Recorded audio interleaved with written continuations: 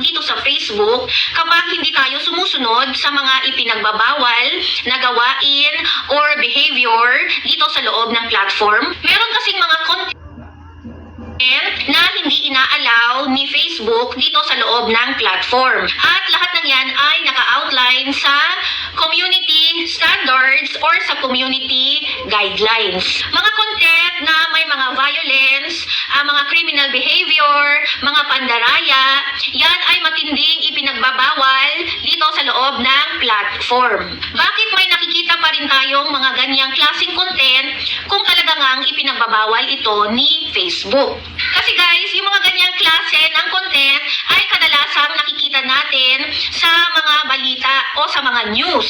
Yan ay pinapayagan naman ni Facebook as long as may warning sign bago mag-start ang video. May